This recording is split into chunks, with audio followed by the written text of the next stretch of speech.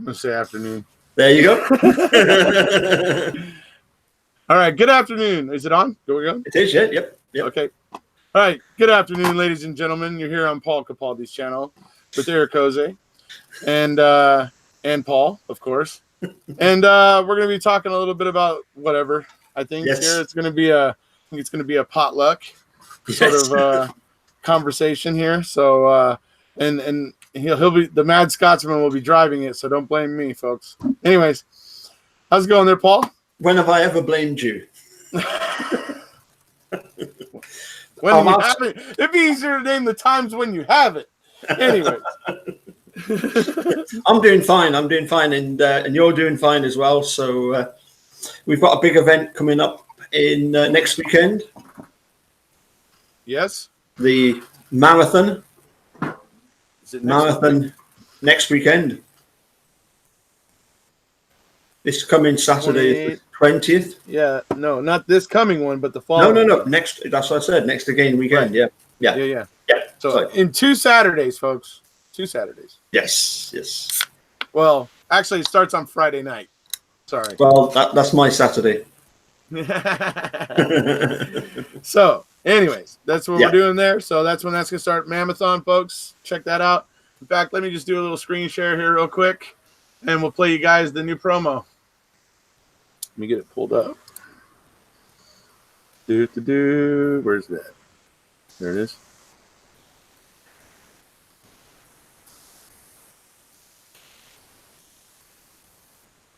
All right. Yep. Oh shoot! If I remove my, we're gonna do it anyway.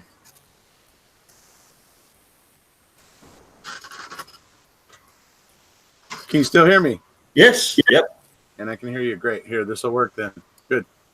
This is the newest and latest promo, folks, for Mamathon. Do me a favor. Click on my picture to lock me in. I'm on the wrong one. Oops. Click on your picture.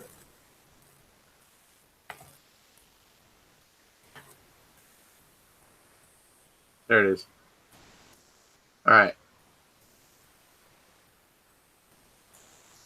Get on the train before it leaves the station. Wisconsin versus Avery, a complete fabrication. Get on the train before it leaves town.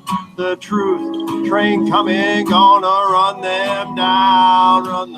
Those of you who are wondering who Judge Can is, Judge Can was the one that was like, oh. I think he might be starting to get a little. Get on the train. I said before it leaves the station. Final destination, inevitable exoneration. Get on the train before it leaves town. The truth train coming, gonna run them down.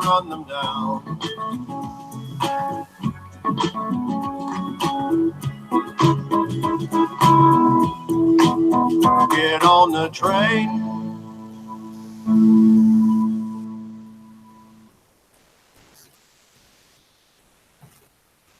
Very nice.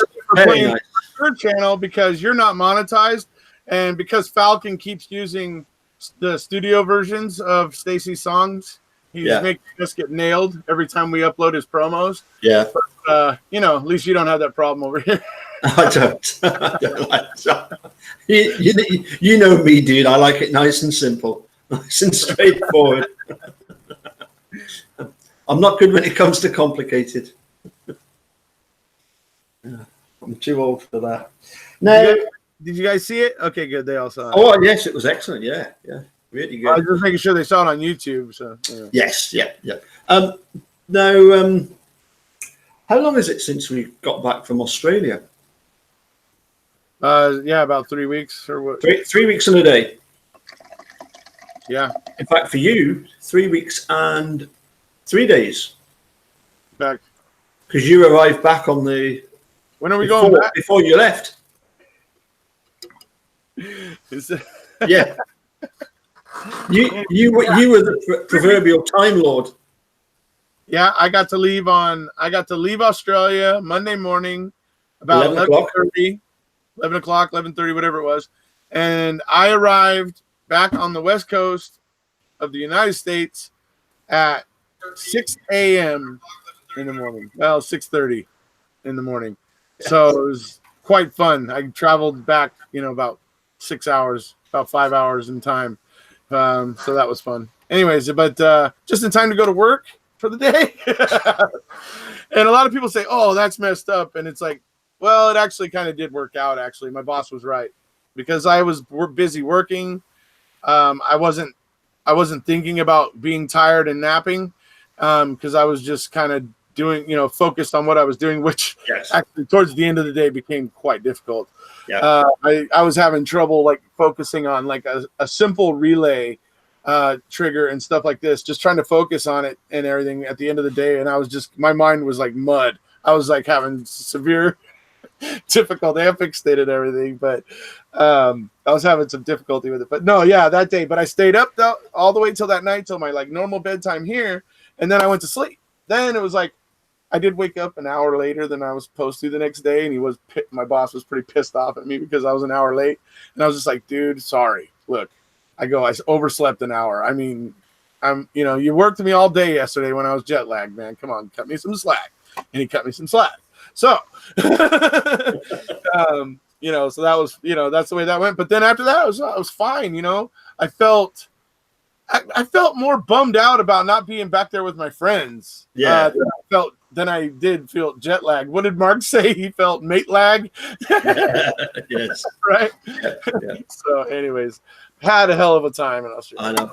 I must admit, I did laugh and make comment to as many people as possible about the fact that you do have this interest in Doctor Who, you do have this interest in time travel, and I was having a good laugh at your expense at the fact that you were arriving back in LA and then getting picked up to go to work, and it was pointed out to me that the jet lag might not hit you straight away. So Tuesday night when I got back, slept fine. Wednesday night, slept fine. Thursday, woke up at something stupid like 3:30, 4 in the morning. But what was worse was I actually woke Eunice up. Yeah. And as punishment, she made me go downstairs, go and do the ironing for an hour. She said, when I wake up, I have to go down and do the ironing because that, obviously that sends you back to sleep again. So when I woke up on the Friday about 4 o'clock, I just casually leaned across, noticed what the time was, and just lay there perfectly still. I wasn't gonna wake her up for fear of having to do any more bloody ironing. You ever done ironing? I mean, you've got all these different materials that you've got to iron, and they've got to be at the right heat and everything, and you try and iron something and the iron's forever gripping on it, or the next time you're trying to iron and nothing's happening, there's no creases going. It's a mine, it's just a minefield trying to figure out how the do you do the ironing? Ironing, no. No. Okay. I do. I do some. I'm blue collar, buddy. Yeah. Yeah. No, I do iron my. Sometimes I iron my shirts for like sort of a gig, or if I'm going to lodge. I have a work shirt that I wear for work and cargo shorts, dude. That's like pretty much 90% of the time. That's what I'm in. So. Doesn't require a whole lot of ironing or anything like that. and anyway, I thought you'd appreciate having a laugh at my expense. Oh yeah. So basically, your thoughts on Oz were along the lines of it was worth all the drama. There was a lot of drama in getting organised for it. You were a little bit apprehensive. You were telling me earlier about what it was in particular that was. You were apprehensive about it. I remember you saying, you didn't know whether you'd be able to, handle a 14-hour flight. Oh yeah, that was something. That was. Then there was the drama about trying to get your passport sorted out. And that was really the main one. That was the one that put me off more than anything else, because I was like, oh, you know what? mentally prepare myself for a month and a half, I can do two long flights like that. Okay. I'm, when I have time to prepare myself, I can do a great many things. So it's, I just had to kind of mentally warm myself up and prepare myself for that situation. And that was manageable. What was what was more difficult to manage? Whoops. I think I'm hearing some echoes. Let me do this real quick. Hopefully you won't lose me. You there? Yep. Still here. Yep. Damn it. All right. I'm going to come back in just a second.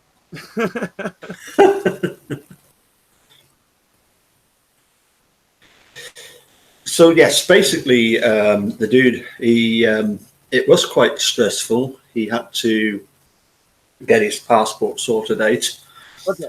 What was interesting was the fact that last year, about this time last year, there was discussion about going to the rally at Manitowoc, and I explained that I could not manage to get because I'd got a wedding to play at. Right. And whereas with sometimes with a gig, I can, I can give the gig to somebody else to do for me, but because it was people that knew me, and it was just me playing solo, there was no way I could farm that out to somebody out, to a third party. So there was no way I could get to Manitowoc. And of course, when you were sending me videos back of your time in Manitowoc, and at the rally, and then you said, you must make sure you come next year. And of course, when I was talking about the Budweiser brewery. Which is interesting because, as I say, I'm now entering my 4th week of doing the same as Stacy. I've completely stopped. I've lost about 7 pounds in weight, which I needed to, obviously, Right. I mean, and that'll happen when you stop drinking, for certain. Yeah. The danger is not to binge on like other stuff, like to eat snacks at nighttime or chocolate and stuff like that, But I can honestly say that I don't miss the drink at all, because in your mind you begin to realize it's something you've always wanted to do, but just kept putting off and procrastinating over. Anyway, so there's been. I was going to ask you about a little bit of. Well, actually, I was going to talk about Australia. Yes. Yeah. So to talk about in vain with you talking about missing out on Manitowoc last year, right? Yes.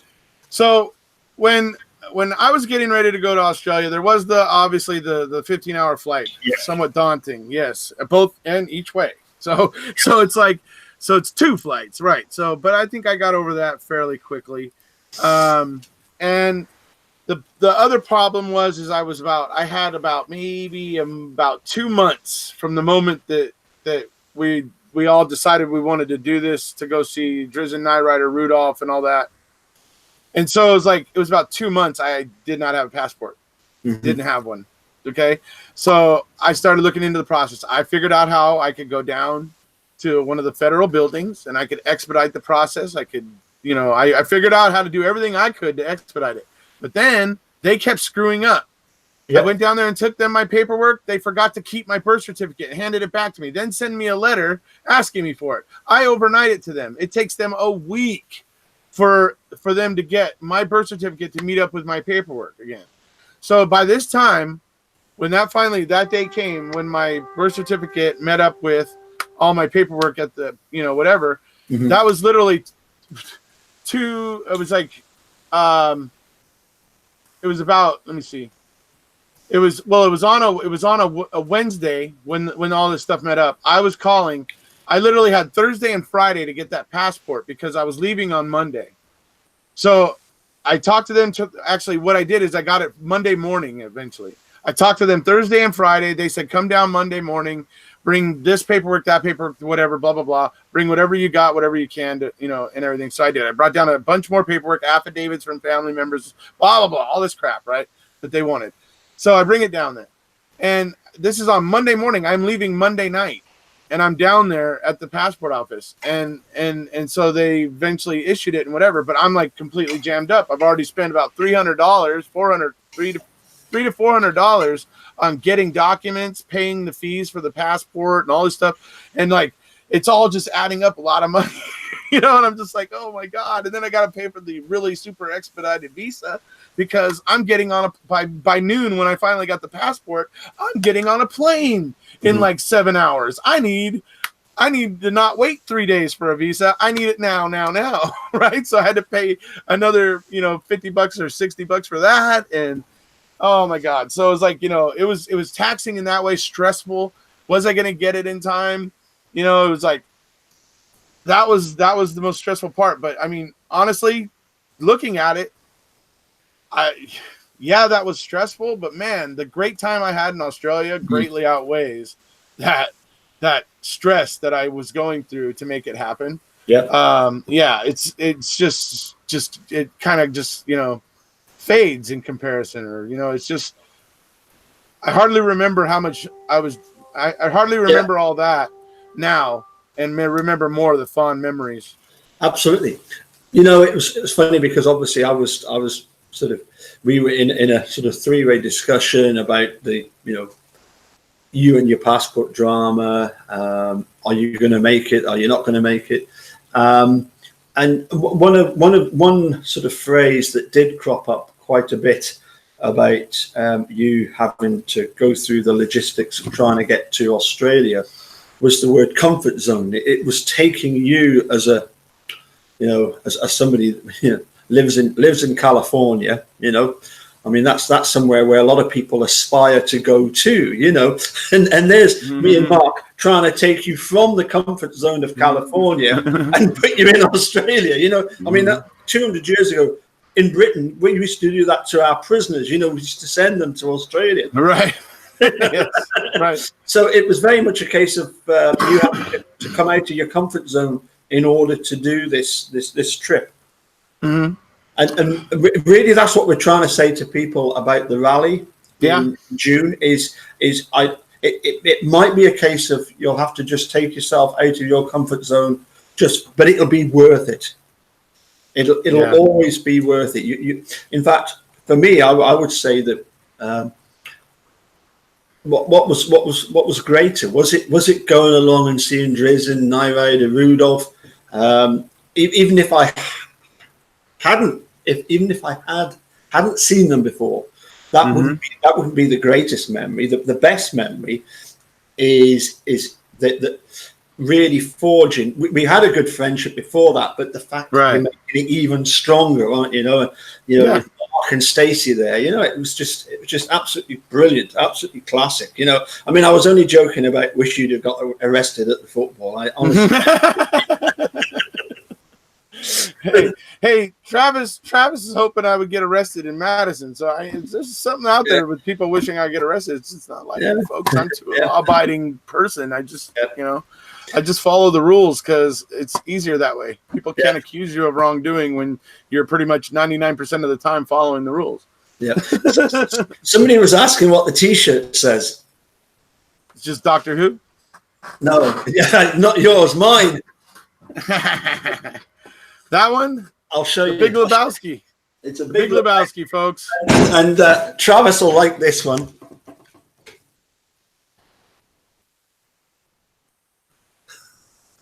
There it is. There you go. Calmer than you are. Which is a line from the film, just in case anybody doesn't know that. It was one of the lines. Since you've been back, your trip to Oz has caused one or two people to question the trip. I don't know how much you want to talk about your new drama, but to me, it's not that important. If somebody seems to think that you've used a load of your YouTube money to get to Australia, that's no. I mean, I'm not even worried about that. I know I'm aware that that's been said, and I know what and all that, but I'm not. That's just You know what it is. It's people. It's not true. So it's just really best left They put 2 and 2 together and make 5. They don't even know your real name. and who would? The only person that knows your real name would have had to have seen your passport. Only then would you know that your true name is Dr. Pepper, Horatio, Captain Crunch, Choice, dude. That's it. That's the one. Yeah. No. So, question: when is it in American football? Is it called a safety? What is it when the quarterback grounds the ball behind his own line? Okay, that would be that's just a sack. It's 2 points. No. It's behind. Now, when you say behind his own line, do you mean goal line? Yes. Yeah. Okay. Yes, that's a safety. Yes. It's a safety. Yeah. That's a safety. Do you know if it's not behind the goal line, it's just a sack or a down. Yep. That's right. Yes. Yeah. And are you familiar with in proper football when when somebody scores against their own team? Do you know what that's called? An own goal. Fire? An own goal. Yeah. An own goal. Own goal. Yeah. Own goal. Okay. An own goal. When you score an own goal, when you inadvertently put the ball in your own net, often you're trying to clear the ball, or you've got in the way, you've deflected the ball, you score an own goal. Yeah. I've often asked this question of various people. What happens then? Does the other team get the point? Yeah, of course they do. Yeah. Go ahead. If you've got stuck the ball in your own net, that's. I mean, there's been some pretty funny own goals. Obviously, there's been times when the goalkeeper has dived to save the ball, to save a goal, and the ball has maybe hit the crossbar and then bounced back and hit them in the act of diving, and then into the back of the net. Back into the net, right? Yeah, or sometimes at a corner, the ball comes in. You've got the defenders trying to head the ball out. You've got the attackers trying to head the ball in. And if you just get your positioning slightly wrong, the ball comes off at the wrong angle into the back of the net. Right. So I've often asked this question of people. We know that in 2003, the thing that cleared Stephen Avery and proved that it was Gregory Allen was, of course, that pubic hair. And I've often asked people the question, what is the pubic hair, in effect, in this case? What would you say it is? In the Teresa Halbach? Yeah.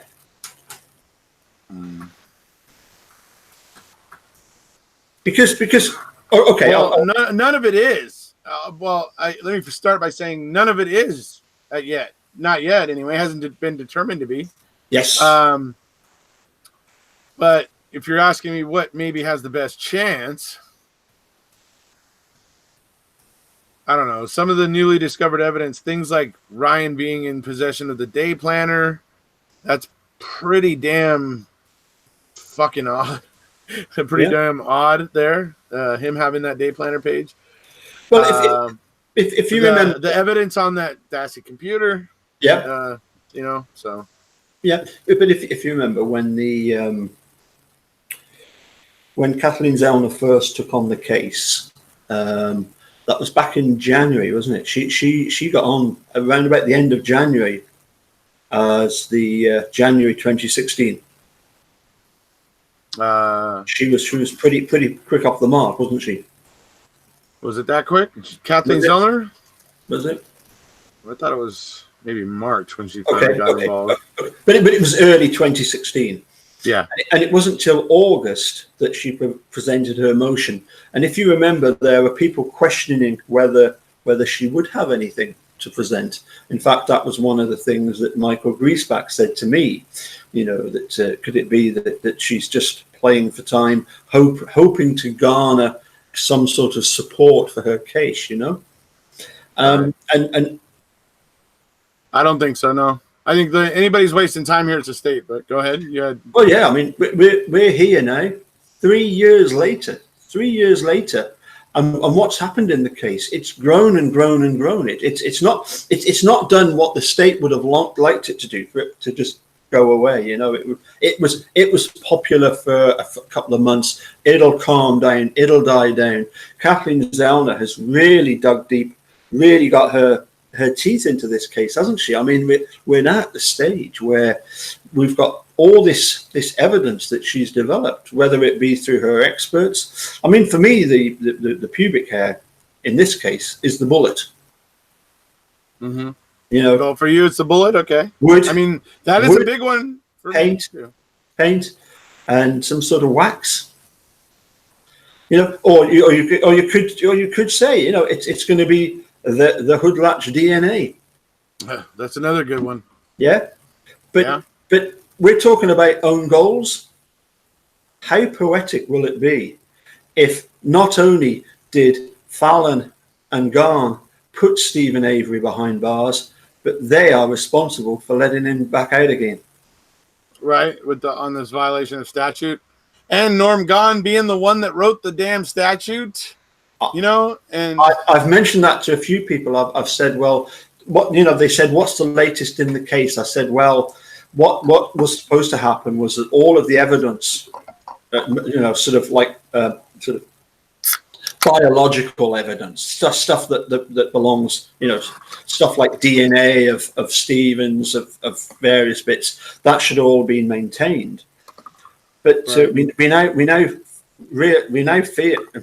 We've now seen that they handed back bones that were only possible human to the Holbach family in 2011.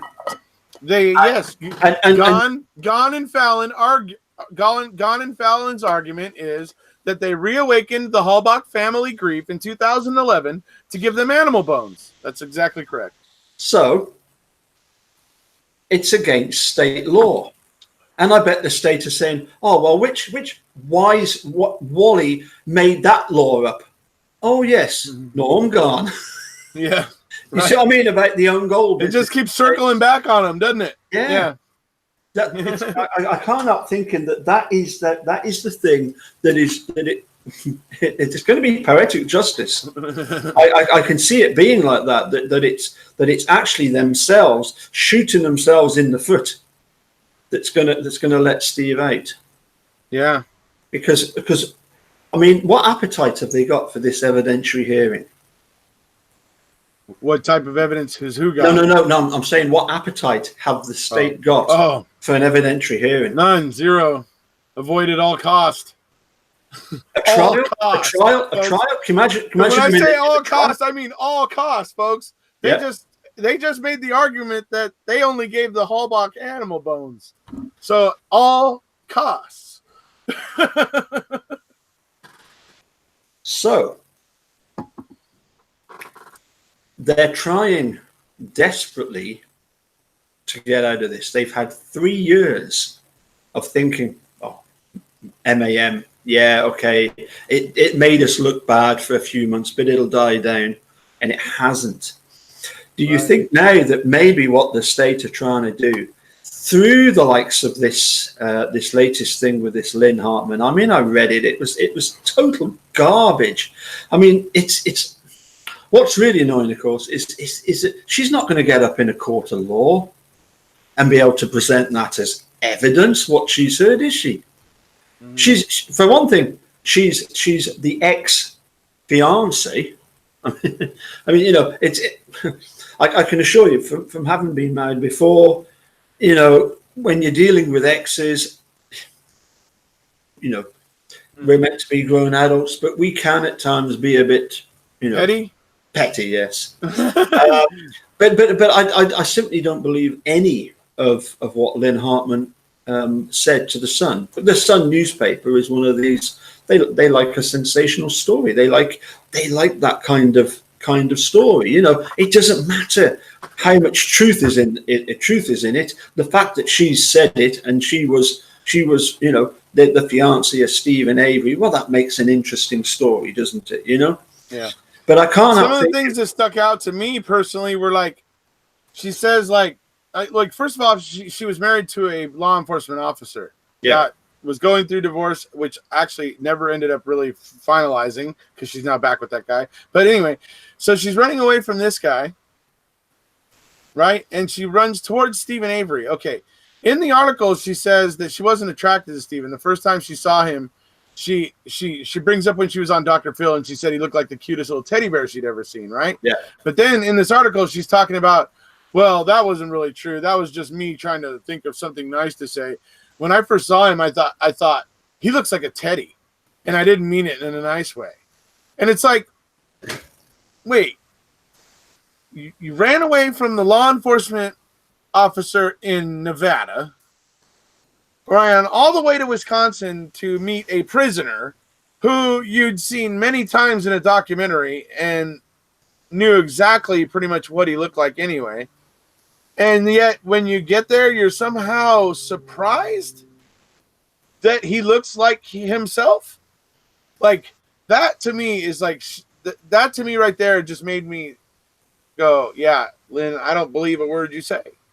Because you can't, you're so desperate to throw shade on Steven, you can't even tell a story straight, basically, you know? And that's where that got me, because, you know, it's like for her to not realize that Steven was going to look like Steven is just bizarre to me. I don't know. Anyway, it's an interesting aside, isn't it? Who is the Prince of fucking Darkness?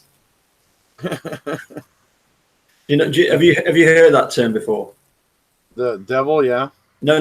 There's a pop star who describes himself in a Birmingham accent as the Prince of fucking Darkness. Ozzy Osbourne. Ozzy Osbourne, okay. Yeah. What's his wife's name? Sharon. She famously once described Stephen Avery as a garden gnome. You remember that? Right. I mean, come on. How Lynn could possibly, you know, be sort of deluded about what he looked like. Right. It's ridiculous. Yeah. Anyway, but the point is that for me, all that she was doing was parroting stuff that Ken Kratz came out with after making the murder. And SAIG. Yeah. I think she's in tight with that whole little community too now. I wouldn't. When she fell out of favor with supporters, she ran to them. It wouldn't surprise me in the slightest if she wasn't paid for, you know, asked to do this by somebody. She seems more and more like a plant when I read that obvious, you know, BS in her article. Yeah. Once I read that part, and I'm like, you didn't realize what you were getting when you went there. How dumb are you? Yeah. You know, either you are dumb or you think we are dumb. Whichever it is, I'm done here. You know, it's just like, you know, you lost me. Yeah. I mean, I'll put it this way: if I was a member of the state of Wisconsin, if I was part of the government there, if I was, say, Fallon or Garn or somebody involved in that, and I'm thinking, how do we get out of this? You know, without there's going to be a lot of damage, but how do we limit the damage that's going to be done? Damage control. The only thing we can do is to try and completely discredit Stephen Avery, so that although he might be let out on this technicality of them handing back the bones, that then they can say, oh yeah, but he's not this nice fella. And that would be my take on this whole Lynn Hollis thing. I mean, if she genuinely had any ounce of humanity in her to begin with, then I would be very surprised. I would be very surprised if there was any notion of trying to do something nice to begin with by writing to Steve, you know, befriending him, leading him on. You know, I mean, you know. Yeah, she doesn't show you the letters that she writes, folks. Yeah, she doesn't show you those. I've managed to see a few of them because I know people who have copies of them. But the fact of the matter is, she talks just kind of as suggestively and as frankly as Stephen does. Yeah. In many ways. So, look, she tries to paint herself this lily white, innocent, you know, I just was going along with it. I felt like I started this, and so I didn't want to be rude or whatever. Like, she was using this as reasoning why she wasn't listening to the red flags that were going up, right? And it's just ridiculous to me. I mean, it's ridiculous to me. She's always hamming it up as, the victim. It's like, okay, well, stop being the victim. Just go the hell away and stop making everybody talk about you. But now she's like getting away from the victim role, because at the end of that article, she's trying to say like, but now I want everybody to know who Stephen Avery is. Well, you're going to have to come up with a bit more credible story than that, because it's what she said in that article was not credible. And the least credible thing is the thing we just talked about. Mm-hmm. Her talking about not realizing what she was getting with Stephen. That's the stupidest thing I've ever heard. So, and how long ago was this Lynn Hartman thing? This was back in 2017, was it not? Yes, yeah. Because the last thing in Making a Murderer Series 2, basically the last part of Making it was the June rally last year, wasn't it? 2018, and I'm sure Lynn was around about the autumn of 2017. Yeah, that would have been 2017. Yeah. Yeah. And I'm thinking, well, that was a long time ago that happened. What I would like to know is how is Steve coping? Let's hear firsthand from somebody that's actually spoken to Steve. Oh yes, I know of somebody. Sharkbait. He knows exactly, doesn't he? He's been to visit him. Yep. Four times for 4 hours at a time. You don't have to take our word for it. Take Mark's word for it. He says, look, Steve is an uncomplicated, normal bloke. Yeah. Like I said to him, I said, Mark, why are you visiting a convicted killer? It's to me, as I say, it's just a case of I think that because they have scored this spectacular own goal, the only thing they can now try and do is to try. They've always tried, haven't they, to try and make it a PR campaign, public relations campaign, haven't they? That's all they've ever tried to do. They've never tried to argue since Making a Murderer came out any of the evidence, because it's any of the substance. No, because it's all been completely disproven. Yeah. It's highly questioned. Yeah. If there was a 0.00001% of Steve actually being this mastermind that he actually did it, but that's all gone out the window now. We've got the CD, we've got the bullet with the wood in it. We've got these bones that are possible human. Well, why were they handed back to the? Why would you hand them back to the family? Teresa Holbach. They must be Teresa's. Yep. The state know perfectly well they're Teresa's. Consistent examples of disingenuosity. Yeah. And trust me, the state does know what inconsistent means. Yes. And I do like the fact that the tone of starting off with the tone of Paul Riley, Judge Paul Riley, in sending it back to Judge Sukovich. I like the tone of his. Was it a letter, or what was it called? What was his decision actually called? Was there a proper legal name for that decision of his? For whose? For Judge Riley, when he sent the case back to Judge Angela. Oh, it's just a remand. A remand, sorry, yes, that was the word I was looking for. So when he did his remand, there was a tone about that I liked. When Kathleen Zellner put forward her motion, I liked the tone of that. Mm-hmm. I liked the fact that the state couldn't come up with anything. It was an absolute load of garbage what they wrote, wasn't it? Mm-hmm. And now the way that Kathleen Zellner has come back. They didn't want to touch the merits of anything. They didn't want to talk about the merits of what the claims that Zellner was bringing.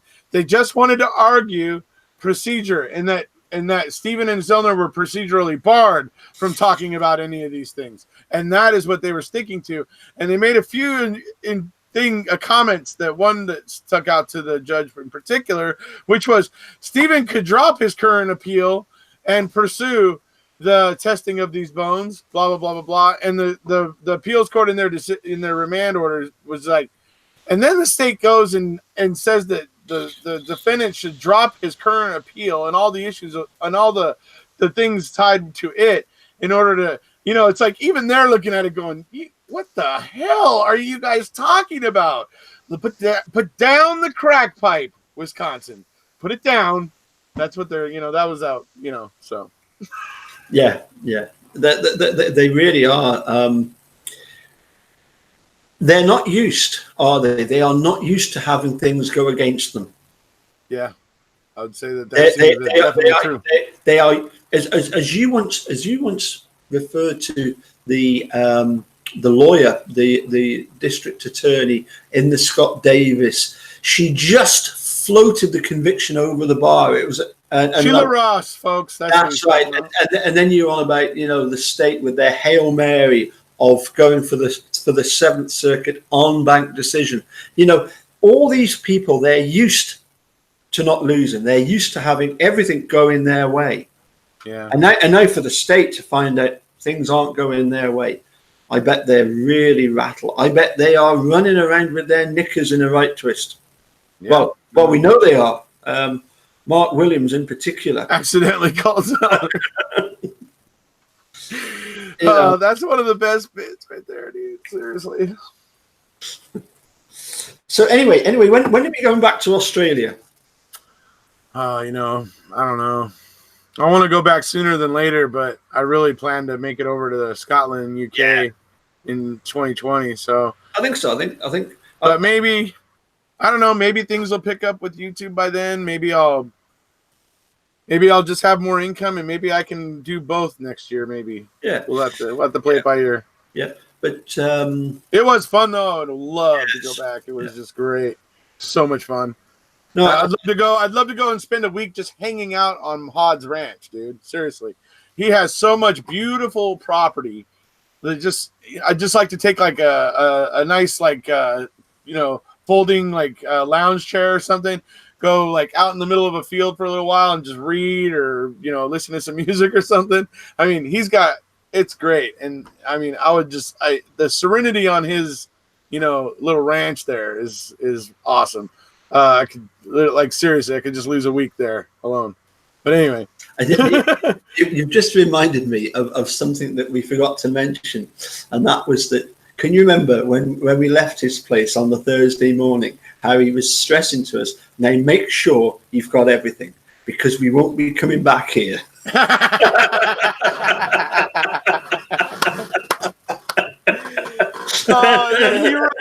He rushed up to be in the picture with all of us and left his luggage, folks. Oh my God, that was priceless. That was so. And he needed that, folks. He needed that luggage because we were going to be flying to Melbourne. Yeah. So it's like, oh my God, that was funny. Oh dear. Yeah, it was. Oh dear. The thing is though that his car on the Monday when because of course you just left straight from the hotel, you just went to the departures, and that was you gone, wasn't it?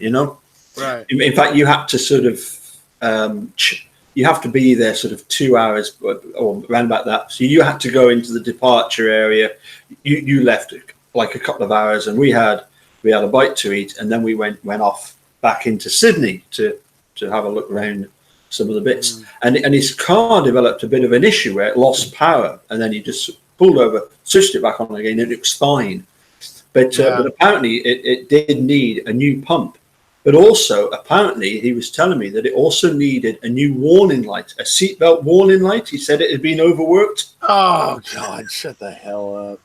Jeez.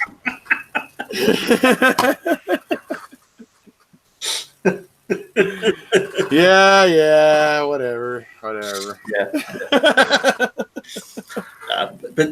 joking aside, I know we've gone on about the sausage business and the Dr. Pepper, but even if there hadn't been Dr. Pepper, and even if the smoked sausage in Australia is not the same as Los Angeles, it was absolutely brilliant, wasn't it? Everything was brilliant.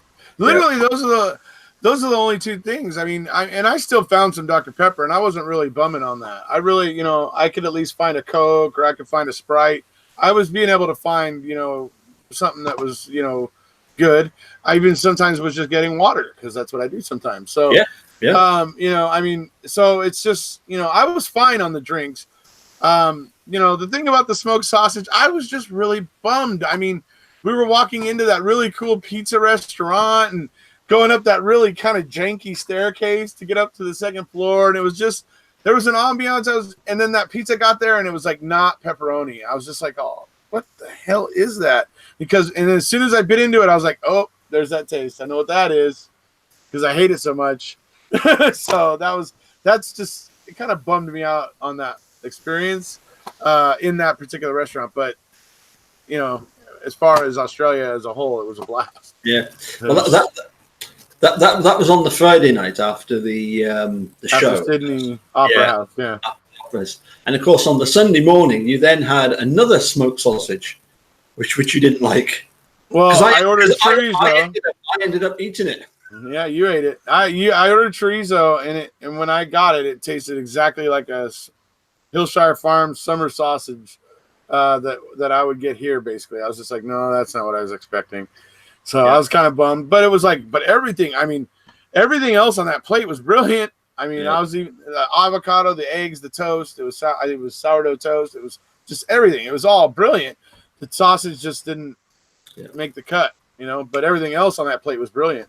Yeah. In fact, it was so much that like I think I even didn't finish it. I mean, I think there was a little bit left on the plate when I was done because I just was so stuffed with what was there. I swear it must have had 4 eggs because it was like it was an egg scramble, but it was just a lot. So it was delicious though. Well, yeah, I'm gonna say, and then that restaurant that we went to on the Sunday night, the posh Italian place in Melbourne. Yeah. I think you had, was it the tortellini or the ravioli? Yeah, the food was good there. That food was good. You know what pissed me off about that restaurant? I'll tell you what pissed me off about that restaurant. Oh, we kept ignoring you. You guys don't. No. Do you tip in Britain, right? Do you guys tip when you go out to like restaurants or anything?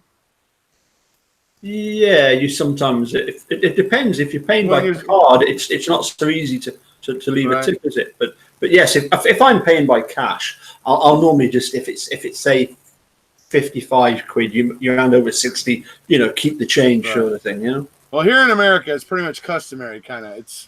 It's kind of like an unwritten rule, right? A lot of people break it, but a lot of people actually uphold it. And anyways, it's basically you usually tip 15, or it's actually I think 13% of whatever your cost of your meal was. You tip. That's the rule of thumb. Anyways, I was sitting there at that restaurant going, I would not tip this waiter, even the lady or the guy. I would not tip them if this was me, because number one, like there was one point where I had asked her, could I please have a refill? I had nothing to drink and everybody was sitting around talking and I wanted something to drink. And so she goes, okay, yeah, hold on. She walks away. Nothing ever comes back. The dude comes over. He asks us what we want or whatever. I tell him. He walks away and doesn't come back. Then I spent the next probably 20 minutes trying to, get their attention. And this guy's over at another table drinking the people at the other table's wine. And he's like, I'm like, dude, how professional is this guy? And I'm sure it's probably a custom for the waiter, to sit there and drink your wine with you, maybe. I don't know. But I was just sitting there going, dude, is that what we need to do? Do we need to get a bottle of wine over here to get your attention? I mean, that was the only thing about that restaurant, but the food was great. My compliments to the chef there, because the tortellini was fantastic. It's just rude wait staff, really rude. I didn't appreciate that at all.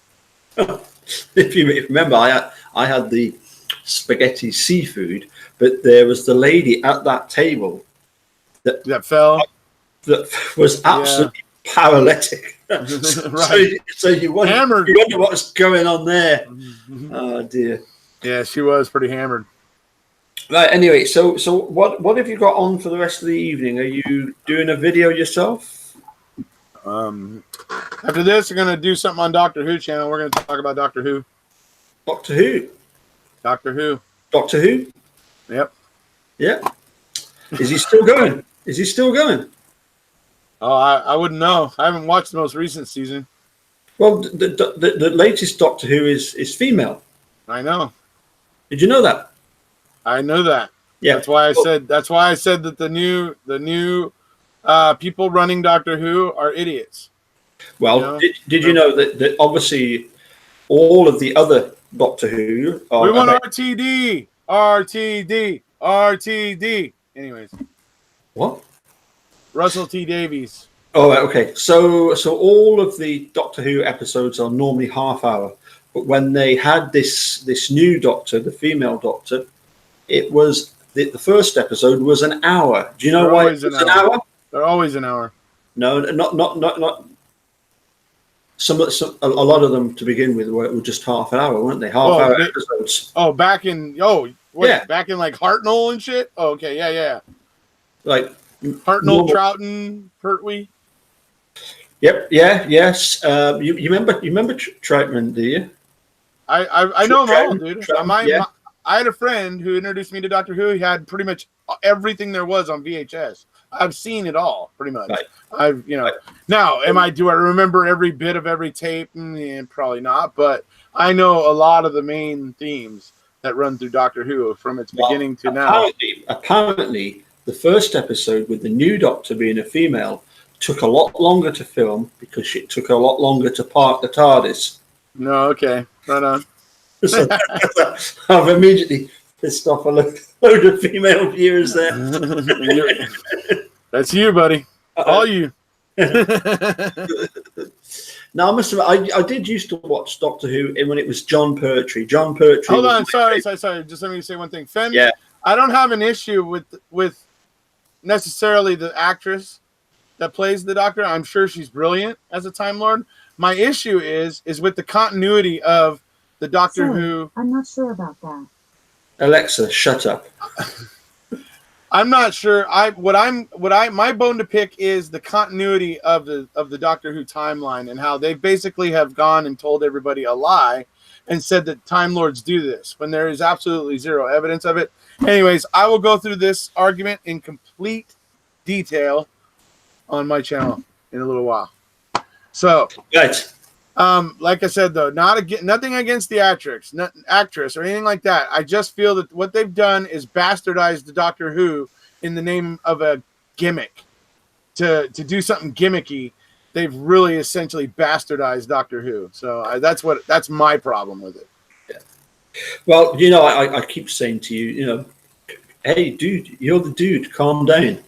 But I am calmer than you. And you know what? We love you the way you are. You got it, buddy. Don't calm down. Don't always, look, always be yourself. Unless you can be the dude. Always be the dude. Right? Hey, I got the shirt sent to me by Ziggy. Right. Okay. Are you gonna finish this thing in normal fashion? Do your line. Yeah. Do your line. Everybody, if you haven't already, please hit subscribe for Mr. Capaldi down there. Also hit the like button while you're down there. They're right close to each other. So go ahead and there you go. Okay, cheers, mate. Catch you soon. See you, buddy. Cheers. Bye. Bye. Let's hit the stop button.